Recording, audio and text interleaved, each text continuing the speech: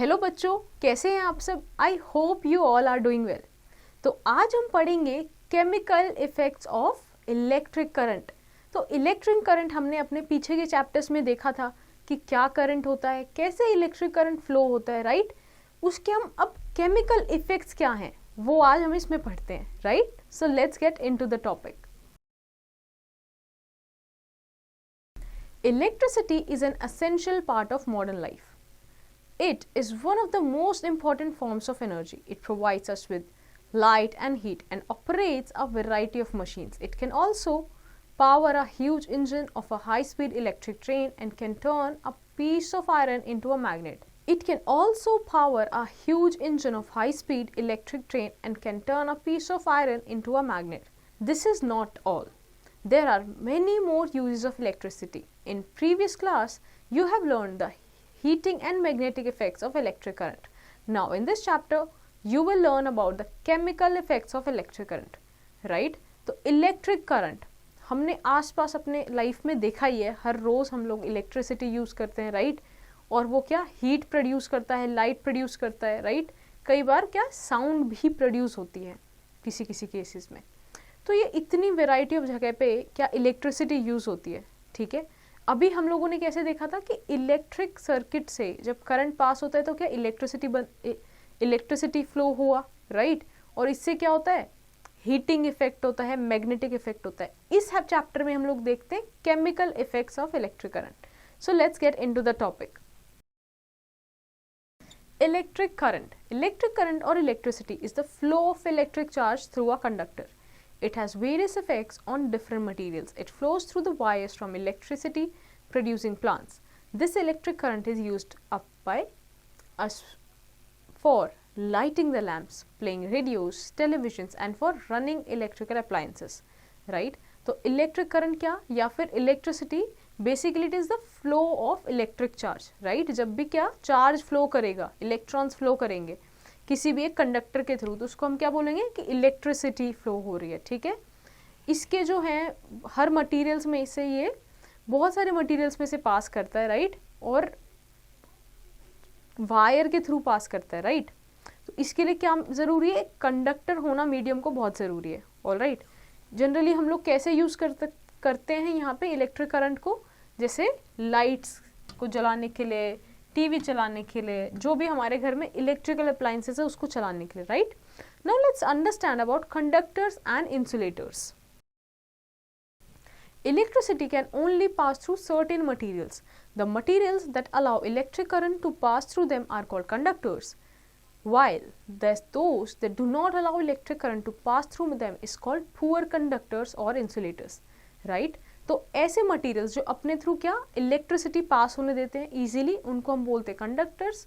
और ऐसे मटेरियल जिनके थ्रू इजीली पास नहीं होती या फिर नहीं बिल्कुल भी क्या होता है पास नहीं हो सकता इलेक्ट्रिक करंट, ऐसे को हम बोलते हैं इंसुलेटर्स या फिर poor conductors.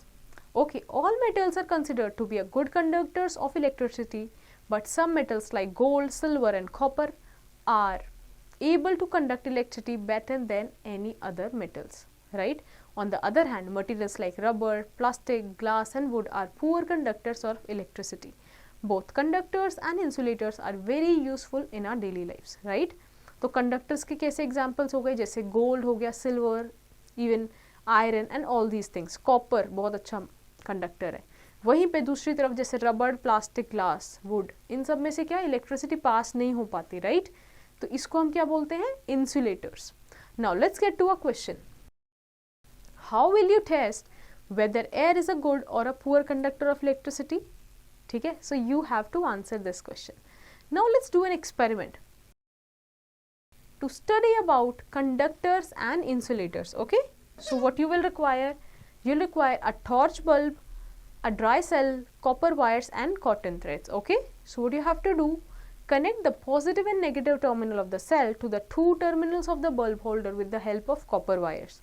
Observe what happens and note your observation. Now, remove the copper wires and make the connection with the help of cotton threads or in place of copper wires. Record your observation. तो आपको क्या करना है, आपको जो आपने cell लिया है, राइट, उसको किससे कनेक्ट करना है, वायर से कनेक्ट करना है और उसमें क्या एक बल्ब लगा देना है।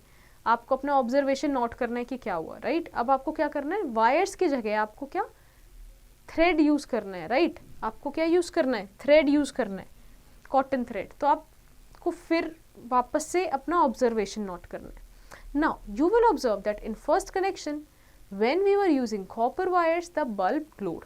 When we replaced copper wires then the cotton threads the bulb did not glow, right. Let's move to the next page. So इससे क्या समझ आता है, copper wires are conductor as they allow electric current to pass through them by making the bulb to glow. On the other hand, cotton threads are insulators as they do not allow electric current to pass through them and do not make the bulb glow, right. तो जब आपने क्या wire से connect किया, copper wire से, तो आप क्या देखोगे, बल्ब ग्लो किया। इसका मतलब क्या है, वो कंडक्टर है इलेक्ट्रिसिटी का, राइट। वहीं पे जब आप क्या कॉटन थ्रेड्स यूज कर रहे हो किसके लिए, कनेक्शंस बनाने के लिए, तो आप क्या देखोगे कि इलेक्ट्रिक करंट पास नहीं हुआ और क्या बल्ब ग्लो नहीं करेगा। तो this means that it is insulator. Now let's move to the next topic which is electric tester. An electric tester is used to find out whether a substance is a conductor or not. Is called an electric tester, right? तो ऐसा कोई भी substance जिससे हम क्या करते हैं, test करते हैं दूसरे चीज को कि ये कंडक्टर है या नहीं है, ठीक है। ऐसे को क्या बोलते हैं, electric tester. Following activities show how to create and use an electric tester. So let's pull your sleeves up and let's do this thing. Take a cell, a bulb, insulated connecting wire and samples of different substances. Remove some insulated part from the ends of the connecting wire. Make connection as shown in the figure. Connect samples of different substances one by one in circuit between the wire free ends of the wire. If the bulb glow, then the test sample is conductor, and if the bulb does not glow, the sample used is an insulator, right? So basically आपको क्या करना है, एक cell लेना है, bulb लेना है, insulated connected wires लेना और क्या डिफरेंट टाइप के सैंपल्स लेने हैं, राइट। अब क्या करना है, आपको जो इंसुलेटेड पार्ट है, ठीक है, वायर का, उसको हटा देना है, राइट, उसको हटा देना है। और फिर क्या, जैसे इसमें दिखाया हुआ है ना, आपको ये यहाँ से आपको हटा देना है, ठीक है। और फिर आपको सैंपल्स को कनेक्ट करना है, जैसे कि एक के बाद एक। जैसे आपने क्या किया, सेल लिया, उससे आपने बल्ब को कनेक्ट किया, राइट। फिर आपने जो भी आपने सैंपल मटेरियल लिया था उसको कनेक्ट किया, ठीक है। आप देखोगे जब आपने बैटरी ज्वाइन किया, जब आपने सेल ज्वाइन किया, तो इससे बल्ब जला कि नहीं जला, राइट। इससे हमें समझ के आएगा कि क्या इंसुलेटर है और क्या, अगर यहाँ पे क्या बल्ब ग्लो नहीं करता है, तो ये जो मटेरियल, इसको हम क्या बोलेंगे, insulator. Alright, now let's move to the next topic, electricity conduction through liquids. Similar to solids, some liquids also conduct electricity. The liquids that allow electric current to pass through them are called conducting liquids or electrolytes, while the electrical conduction through them is called electrolytic conduction. Alright, जैसे solid के through जब electricity conduct होती है तो हमने insulators और conductors की बात की, वैसे ही जब लिक्विड के थ्रू इलेक्ट्रिक करंट पास होगा तो हम क्या बोलते हैं, कंडक्टिंग लिक्विड्स या फिर इलेक्ट्रोलाइट्स, राइट. और while the electrical conduction through them, जब इलेक्ट्रिसिटी एक्चुअल में उसमें से पास होगी तो उनको क्या बोला जाएगा, इलेक्ट्रोलिटिक कंडक्शन. ओके, कंडक्शन मतलब पास होना, कंडक्ट होना. However, there are certain liquids that do not allow electric current to pass through them. Such liquids are called non-electrolytes. ठीक है, तो जो पास नहीं होने देते electric current, that are non electrolytes. A tester can be used to find out whether a liquid conducts electricity or not, but the tester used to test liquid must have 2 or 3 cells joined in series rather than a single dry cell because a higher voltage is required for testing a liquid, right. तो basically क्या, again हम इसमें tester use कर सकते हैं ये देखने के लिए कि जो वाटर है, जो लिक्विड है, वो कंडक्टिंग है या फिर नॉन कंडक्टिंग है. ओके, बट इस केस में क्या होता है, हमें ज़्यादा सेल चाहिए. बेसिकली जो एक सिंगल ड्राई सेल से काम नहीं चलेगा, बैटरी चाहिए उसको, क्योंकि हाई वोल्टेज चाहिए होता है. So to understand this concept, let's do an experiment. Take a 5 plastic balls, tap water, mineral water, salt water, lemon juice, kerosene and tester, right. a circuit of a battery, a bulb or LED and connecting wires. Keep the ball on the table and pour around 20 ml of each kind of given liquid in separate bowls. Dip the free ends of the tester in each liquid one by one. Be cautious that the free ends must be 1 centimeter apart in liquid. So basically आपको क्या करना है कि आपको एक circuit में bulb लगा देना है, ठीक है, कनेक्टिंग वायर यूज़ करके सेल लगा देना है और इसके वायर के फ्री एंड रखने हैं. अब फ्री एंड रख के आप उसको डिफरेंट लिक्विड्स में रखोगे, ठीक है. आपने ये डिफरेंट वेराइटी के लिक्विड में उनको रखा और आप देखोगे कि क्या बल्ब ने ग्लो किया कि नहीं, राइट. तो जिसमें बल्ब ग्लो करेगा उसको हम क्या बोलते हैं कि वो इलेक्ट्रोलाइट है, और जहाँ बल्ब ग्लो नहीं करेगा उसको हम क्या बोलेंगे, नॉन इलेक्ट्रोलाइट है, राइट. तो ये पूरा जो सेटअप है कैसे एक्ट कर रहा है, इलेक्ट्रिक टेस्टर की तरीके से एक्ट कर रहा है, right. Now let's move to the next page. The above activities show when the free ends of wire are dipped in certain liquid, the bulb glows. The liquid provides path for the flow of current through them, which completes the circuit of the tester. While in some liquids, when the free ends of the wire are dipped, the circuit of the tester does not become complete. Hence, the bulb does not glow. Such liquids are called poor conductors of electricity. Alright, तो basically इस activity से हमें क्या पता चला कि जब आपने जो वायर्स फ्री एंड वायर था उसको डाला तो जहाँ से जिस केस में क्या होगा, इलेक्ट्रिसिटी पास हो गई. तो कैसे पास हुई कि वो जो वहाँ का लिक्विड था, ठीक है, वहाँ पे जो लिक्विड था उसने किसकी तरह काम किया, उसके थ्रू करंट फ्लो हो गया, राइट. उसने पाथ प्रोवाइड किया. क्या प्रोवाइड किया, पाथ प्रोवाइड किया इलेक्ट्रिसिटी के जाने के लिए आगे, राइट. बट ऐसे मटीरियल्स, ऐसे लिक्विड्स जिन्होंने कंडक्ट नहीं किया इलेक्ट्रिसिटी, उनको क्या बोलेंगे, poor conductors of electricity. Now let's get to an information. In distilled water, where salt is added, it will start conducting electricity because it becomes salt solution. Now, a salt solution is a good conductor of electricity. ठीक है, तो जो distilled water होता है उसमें क्या कोई भी salt नहीं होता, right? तो क्या conduct नहीं कर पाता electricity. But on the other hand, जैसे ही उसमें salt add किया जाए, right? तो क्या conduct करेगा. Now let's go to the next topic, which is light emitting diode or LED. In some cases, however, the circuit is complete but the current passing through is weak. At such times, the bulb may not glow because the filament may not get sufficient hot enough to glow. In these cases, it becomes tough to judge whether a liquid is an electrolyte or non-electrolyte. This problem can be avoided by using LED, which glows even when a weak electric current flows through them. In case of torch bulb, the terminal can be connected to any pole of the battery, but one has to be careful about the polarities of the batteries using LEDs. An LED normally comes with two wires that are called leads, one of which is longer than the other. The longer lead has to be connected to the positive terminal of the battery and the shorter lead has to be connected to the negative terminal of the battery. Right. So basically क्या होता है, कई बार क्या होता है जब हमारा circuit भी कंप्लीट है, राइट, बट फिर भी क्या होता है करंट जो है वो इतना वीक होता है या कम पास हो रहा होता है, जिसकी वजह से क्या होता है जो हमारा अल्टीमेट अप्लायंस है या फिर जो बल्ब है वो ग्लो नहीं होता, राइट. या फिर बल्ब में मे बी उसका फिलामेंट उतना सफिशिएंटली हॉट नहीं हुआ है कि वो ग्लो कर पाए, राइट. तो हम पता नहीं चला पाते ऐसे केसेस में कि दिक्कत कहाँ पे है, कहीं हमारे सर्किट में तो दिक्कत नहीं है, फ्लो हो ही रहा है करंट की नहीं. ऐसे केसेस में हम क्या करते हैं, एलईडी यूज़ करते हैं, राइट.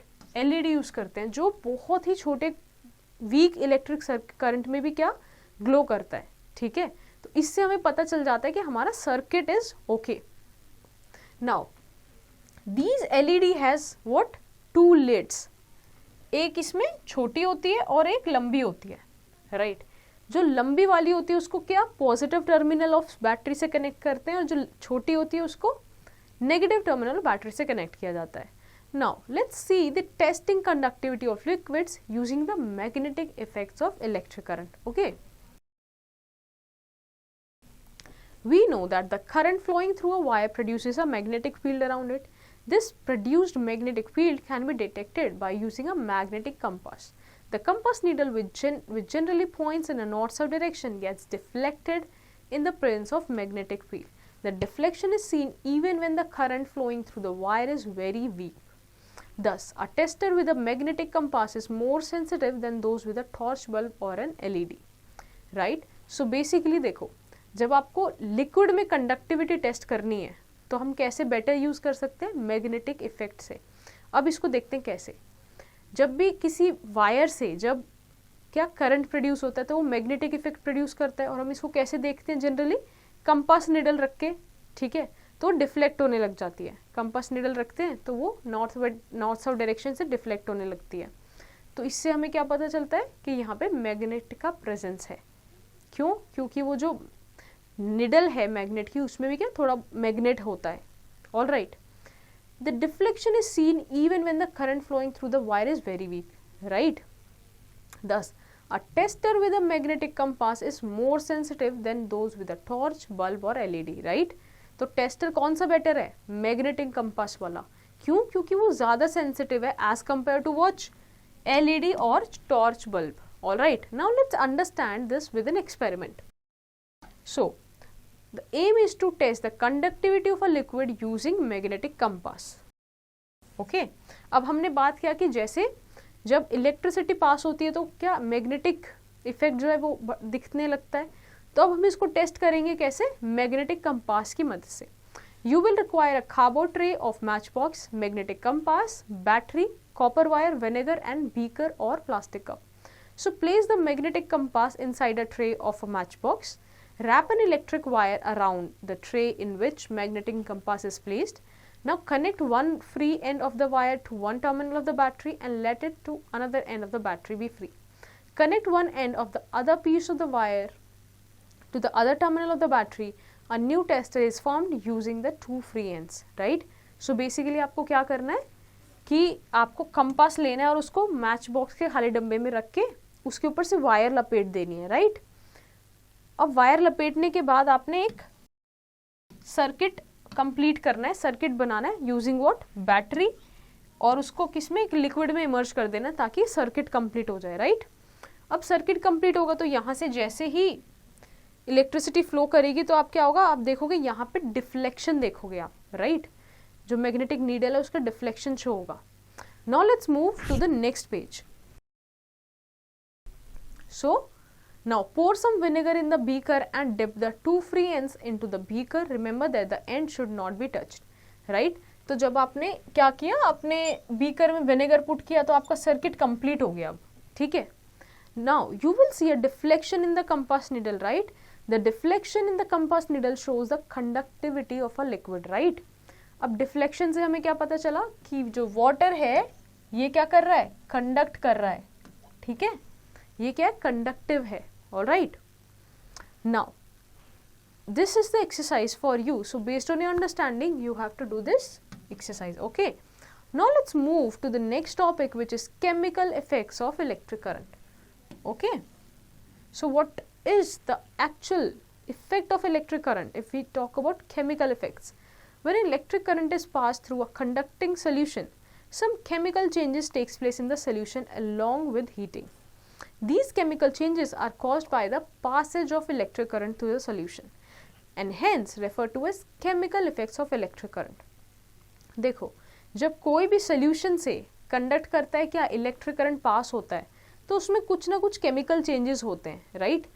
साथ हीटिंग भी होती है और साथ ही साथ कुछ केमिकल चेंजेस होते हैं. इन्हीं चेंजेस को हम क्या बोलते हैं? Chemical effects of electric current. The occurrence of chemical changes in electrolyte when electric current is passed through it is called electrolysis. An electrolyte when dissolved in water or when melted produces ions. These ions are free to move throughout the solution. The positive charged ions are called cations and the negative charged ions are called anions. Right? तो ये जो chemical change हो रहा है, ठीक है, electrolyte की presence में, इसको हम क्या बोलते हैं? इलेक्ट्रोलिसिस. अब देखो, जो भी हमारा लिक्विड है, ठीक है, उसमें आयंस हैं. अभी हमने देखा था कि जो डिस्टिल्ड वाटर है वो तो कंडक्ट नहीं कर रहा है इलेक्ट्रिसिटी. जैसे हमने उसमें सॉल्ट डाला, राइट, तो सॉल्ट क्या है? बेसिक एक इलेक्ट्रोलाइट है. राइट. इलेक्ट्रोलाइट है जिसकी वजह से जब इसमें इलेक्ट्रिसिटी या इलेक्ट्रिक करंट पास होता है तो इसको हम क्या बोलते हैं? इलेक्ट्रोलिसिस. ठीक है. जो भी केमिकल चेंज होते हैं ऐसे कंडीशन में, ठीक है, इलेक्ट्रोलाइट के प्रेजेंस में, इस चीज को हम क्या बोलते हैं, electrolysis.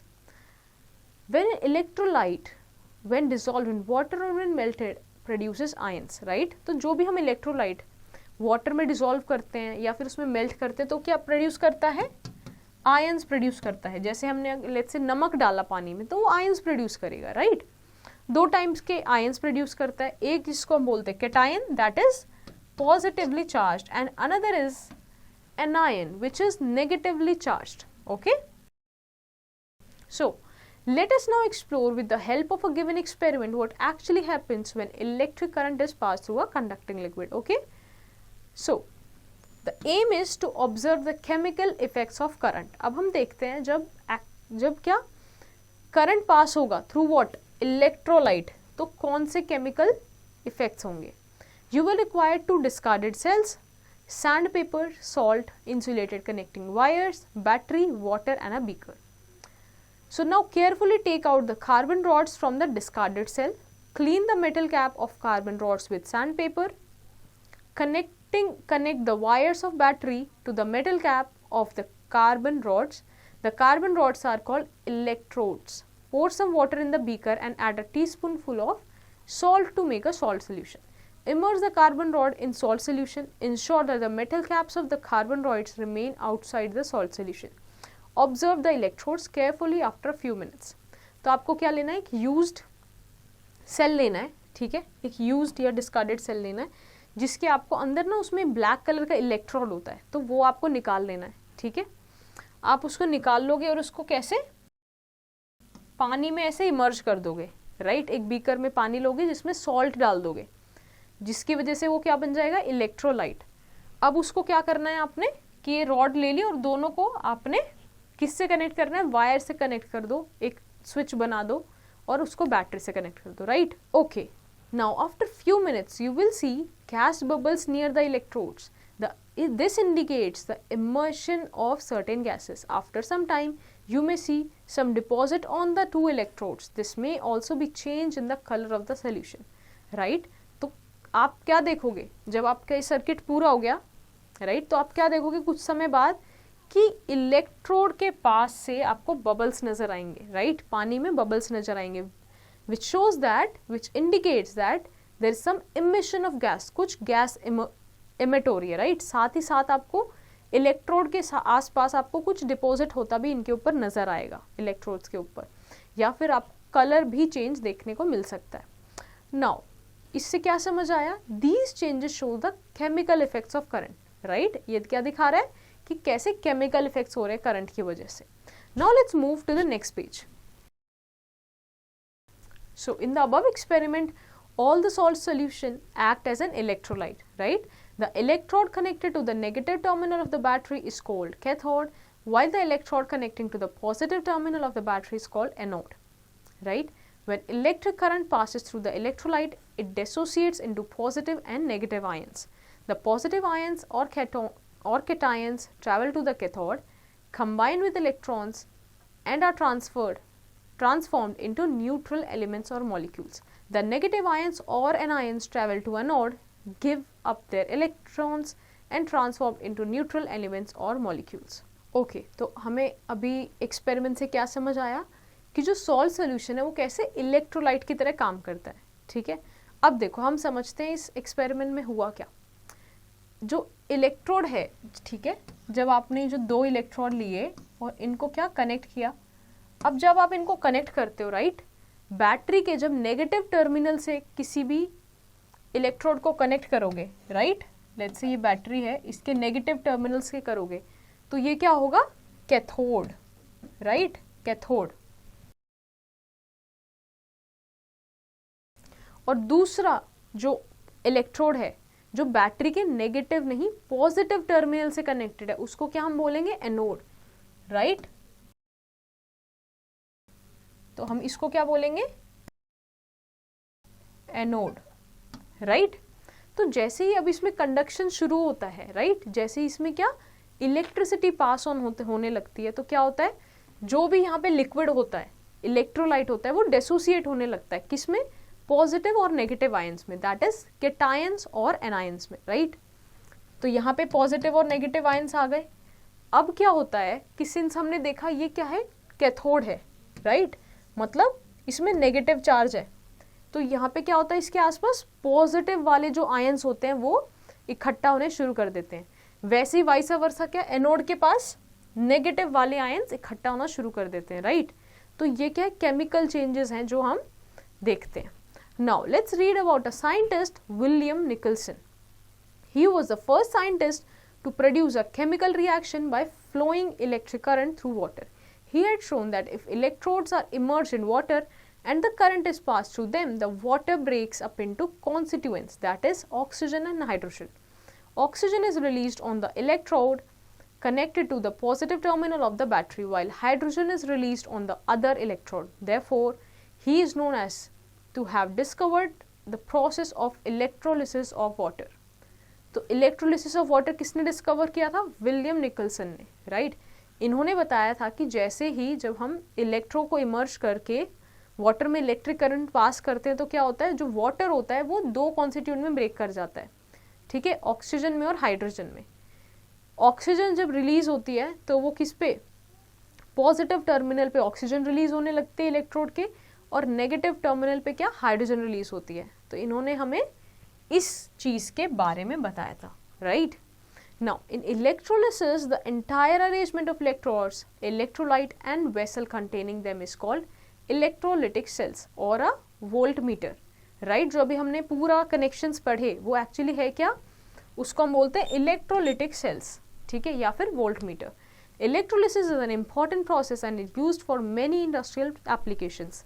Some of them are as follows. So कहाँ कहाँ काम आते हैं ये, production of hydrogen gas, all right, extraction of metals such as aluminium, magnesium and sodium, refining of metals such as copper and zinc, and for electroplating of metals. Now let's get to an information. Metals such as sodium and aluminium can be obtained only by electrolysis.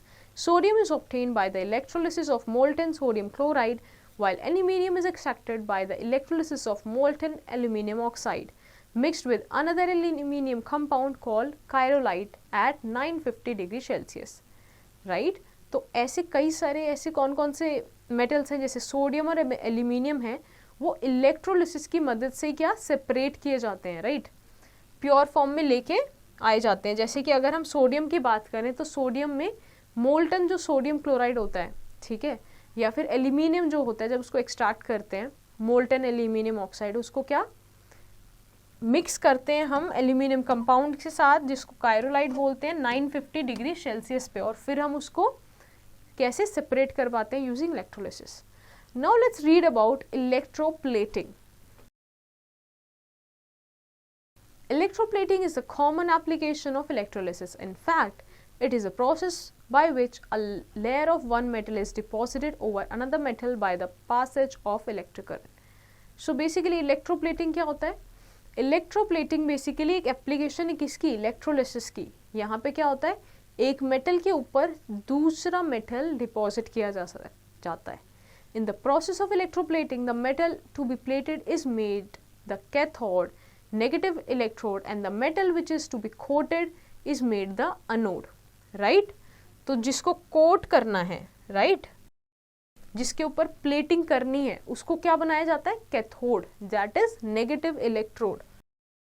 Cathode बनाने के लिए क्या करना है, उसको negative terminal से battery के attach करना है, राइट, यहाँ पे, ठीक है। वहीं पे जो मेटल जिसको कोट करा जाएगा, जिससे कोट किया जाएगा, उस मेटल को किसको वहां पे एनोड बनाना है, मतलब आपको बैटरी के पॉजिटिव टर्मिनल से उसको कनेक्ट करना है। The electrolyte is usually the salt solution of the metal to be coated. For example, to give a coating of zinc over a copper object, the use the copper object as a cathode and a zinc plate as anode and zinc sulphate as an electrolyte, right. So basically let's say अगर हमें क्या करना है, हमें coating करनी है zinc की, किसके ऊपर, कॉपर के ऊपर, तो हम क्या करेंगे, कॉपर को कैथोड की तरह यूज करेंगे, जिंक प्लेट को एनोड की तरह यूज करेंगे और जिंक सल्फेट को इलेक्ट्रोलाइट की तरह यूज करेंगे, right. Now to understand the process of electroplating, let's perform the following experiments. So let's move to the next page. So let's perform this experiment to demonstrate the process of electroplating. So we will require an iron rod or any other object of iron like spoon, a copper plate, copper sulfate crystals, distilled water, battery, sulfuric acid, connecting wires, a beaker, sandpaper and a switch. So now take the beaker and add some distilled water in it. Dissolve around 20 gram of copper sulfate crystals and few drops of sulfuric acid in it. Sulfuric acid will make the solution more conducting. Take the iron rod or spoon, clean it with sandpaper and connect it with the negative terminal of the battery. Take the copper plate, clean it with the sandpaper and connect it with the positive terminal of the battery. Dip both the articles in the beaker containing copper sulfate solution. Keep them at a distance from each other. Pass the current in the circuit by closing the switch. Observe the electrode after about half an hour. Right? So basically आपको क्या करना है, एक beaker लेना है, ठीक है, और उसमें क्या करना है, डिस्टिल वाटर डालना है. डिस्टिल वाटर डालने के बाद आपने 20 ग्राम कॉपर सल्फेट सोल्यूशन और कुछ ड्रॉप सल्फ्यूरिक एसिड की डाल देनी है. राइट? सल्फ्यूरिक एसिड डालने से क्या होगा, जो सोल्यूशन है वो ज़्यादा कंडक्टिंग बन जाएगा. राइट? अब देखो हमें कॉपर का क्या चढ़ाना था, कॉपर के प्लेटिंग चढ़ाना था, इसलिए हमने कॉपर सल्फेट क्रिस्टल्स यूज़ किए. अब हमें क्या करना है, हमें आयरन रॉड लेना है और उसको सैंडपेपर से क्लीन करके कहाँ पे, नेगेटिव टर्मिनल बैटरी के से लगाना है. क्या बनेगा उससे, कैथोड बनेगा. ठीक है, उससे क्या बनेगा, कैथोड, ये वाला कैथोड. ठीक है, अब आपको क्या करना है, दूसरा आपने एक मेटल का स्ट्रिप लेना है, मतलब किसका, कॉपर का प्लेट लेना है, क्लीन करना है सैंडपेपर से और उसको positive terminal of the battery लगाना है ताकि हम उसको एनोड बना सके. राइट? ये मतलब एनोड, ये बना कैथोड. ठीक है, अब आपको दोनों ही आर्टिकल्स को डिप कर देना है उस सोल्यूशन में और कंप्लीट करना है सर्किट, और फिर आपने हाफ एन आवर बाद उसको ऑब्जर्व करना है. You will observe that the iron rod or spoon dipped in the copper sulfate solution gets coated with a layer of copper. तो आप क्या देखोगे, तो जो आपका आयरन रॉड थी, जो स्पून आपने डिप किया था आयरन का, उसके ऊपर कॉपर सल्फेट सोल्यूशन, कॉपर का क्या लेयर आ गया है. राइट? इससे क्या समझ आता है, it is concluded that electroplating can be done by the process of electrolysis. ठीक है, हमने अभी बेसिकली इलेक्ट्रोलिसिस किया और इससे क्या हो गया, electroplating. Alright? So there are two main reasons for electroplating objects: to protect the metal underneath and to produce an attractive finish. Alright? तो क्या है, जो मेटल है नीचे, राइट, उसको प्रोटेक्ट करने के लिए, जैसे आयरन लेट से प्रोटेक्ट करने के लिए, और है दूसरा attractive finish, let's say gold या सिल्वर की प्लेटिंग के लिए. Alright, now let's move to the applications of electroplating. ठीक है, कहाँ कहाँ देखते हैं हम. It is widely used in industries for coating metal objects for various kinds, mainly for protection against corrosion. For example, chromium plating is done on bicycle and for car parts, kitchen gas burner, bathroom fittings and many other objects to protect them from rust and corrosion. Since steel and brass get rusted or corroded easily when exposed to water, chromium on the other hand has shiny appearance and resists corrosion. It is also hard and resists scratches. Hence, chromium plated articles or steel and brass are better looking and more durable than articles without chromium plating. तो जैसे हमारे kitchens में, right, या फिर industry में जो भी metal object use किए जाते हैं कई तरीक़ों के, उसमें क्या होता है, क्रोमियम की प्लेटिंग होती है. ठीक है, उससे क्या होता है कि जो नेचुरली जो स्टील है वो क्या कि वाटर के कॉन्टैक्ट में आने से जल्दी से क्या गलने लगता है या वो रस्ट खा जाता है. अगर हम क्रोमियम की प्लेटिंग करते हैं तो पहली बात तो वो शाइनी अपीयरेंस देता है, दूसरा वो उसको कोट भी करता है, तो उसको क्या डिग्रेडेशन से बचाता है. Next thing is that jewellers use electroplating to coat ornaments made of less expensive metals with gold or silver, which are more expensive metals. This makes the end product less expensive since it is not entirely made of gold or silver but it's only coated with it. Right? तो आपने jewellery वालों को देखा होगा क्या करते हैं, silver या गोल्ड का प्लेटिंग करते हैं ताकि जो भी ज्वेलरी बनाई गई है, राइट, वो लेस एक्सपेंसिव हो जाए. Now let's move to the next page. Another use, tin cans used for storing food are made by electroplating tin on iron. This prevents the cans from rusting and corroding and also keeps the packed food safe.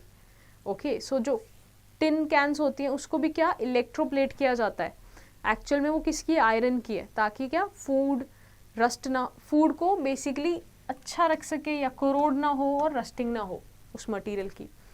Another advantage, iron sheets used for building car bodies, storage drums and other articles are protected by from rusting by electroplating them with zinc. Right? तो जो car की bodies होती हैं, storage drums है, ये सब किससे electroplate किए जाते हैं, जिंक से. Although electroplating is a useful technique used widely in industries, it causes pollution because of the use of toxic chemicals. The pollutants from the electroplating industries are hazardous in the form of effluents. They contaminate air, water and soil. But इन्हीं सब चीज़ों को देखते हुए क्या electroplating जो ये है वो क्या पोल्यूशन कॉज करती है, क्योंकि इसमें बहुत टॉक्सिक केमिकल्स यूज़ करते हैं जो एयर, वाटर और सॉइल को हमारे पोल्यूट करते हैं. Now let's get to a question. Why are iron bridges coated with zinc? Okay, so you have to answer this question. Now, so you have to do this fill in the blanks based on your understanding now. Let's go to the word finders. Electric current, the flow of electric charges through a conductor. Electric tester, an instrument used for testing whether an object is a conductor or an insulator. Electrolysis, occurrence of chemical change in an electrolyte when electric current is passed through it. Anode, a positively charged electrode. Cathode, a negatively charged electrode. Electrode, a conductor used to make electrical contact with some part of a circuit. Electrolytic cell, a cell containing an electrolyte through which a current passes and causes a reaction to occur. Electroplating, the process of coating of one metal over the other with the help of electricity. Now let's take a look on these few points. Electricity is one of the most important forms of energy. Its uses is found in each and every sphere of our lives. Conductors are the substances which allow the flow of electric current through them, while insulators do not allow the flow of electric currents to pass through them. है ना, जैसे rubbers थे, would थे. Okay. Electrolytes are the liquids which conduct electricity. Substances like distilled water, petrol, kerosene, diesel, alcohol, etc. are the liquids which do not allow the electricity to pass through them and are called non-electrolytes. This conductivity of liquids is also tested using magnetic effects of electric current. Passing an electric current through a conducting solution causes chemical reactions leading the deposition of metals on the electrodes. Electroplating is one of the most common applications of the chemical effects of electric current. So I hope ये chapter आपको समझ आया होगा. So based on your understanding, you have to do the following exercise in your homework.